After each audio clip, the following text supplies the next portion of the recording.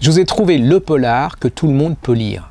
Le truc pour les spécialistes, pour les pas spécialistes, le polar, attention les enfants, qui a fait réaimer le polar à Sophie, ma collaboratrice, qui déteste le polar. Alors je vais vous dire, l'autre fois, je la vois pas rentrer de déjeuner, je me demande, on s'inquiète, et là, elle s'énervait parce qu'elle voulait suivre absolument la fin de ce polar. Elle était complètement hypnotisée. Alors Manzor, celui dont le nom n'est plus chez c'est Kero. Alors là, c'est une des réussites de l'année. J'adore ce polar et à mon avis, ça va être un des grands succès, même pour Noël. N'attendez pas Noël, hein, parce que bon, c'est sorti un peu avant la rentrée. Et l'histoire, elle est un peu originale. On est à Londres. Le problème, c'est qu'on retrouve des gens dépossés chez eux. On leur a vidé le corps, il n'y a plus d'organes, il n'y a plus rien, mais on a agi chaque fois d'une manière religieuse différente, c'est-à-dire selon les rites juifs, selon les rites musulmans et islamiques. Le problème, c'est que ceux qui sont tués sont des gens tout à fait normaux, des pères de famille honnêtes, ils n'ont rien de... Vous voyez, c'est pas des monstres, c'est pas des pédophiles, c'est pas des mafieux, non, c'est des gens comme vous et vous. Et le comble, c'est qu'ils sont tués par les gens qui les aimaient le plus. C'est-à-dire que ça commence par une hallucinante, une vieille dame qui se retrouve dans le métro de Londres, les mains pleines de sang, le corps recouvert de sang, la mamie idéale, très gentille, qui pleure, et qui vient d'assassiner l'homme qu'elle a élevé, le petit garçon qu'elle a élevé. Elle se retrouve dans le métro, on l'arrête, elle pleure, elle sait qu'elle a tué, mais elle ne sait pas pourquoi.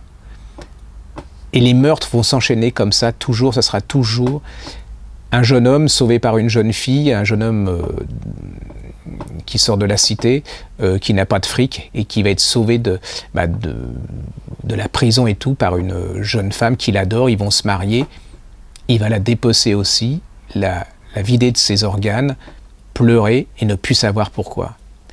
Voilà, c'est tout le livre, et le livre, il est avec deux inspecteurs, une jeune américaine, et un vieux qui en a vu, mais alors qui en a vu anglais, et qui vont commencer à faire 700. Ça va à 100 km/h.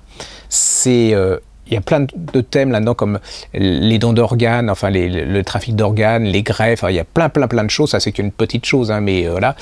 Et puis, alors attendez les enfants, il y a une scène, enfin déjà c'est un suspense d'enfer, hein, mais il y a des scènes d'interrogatoire qui sont cultes, chefs-d'œuvre.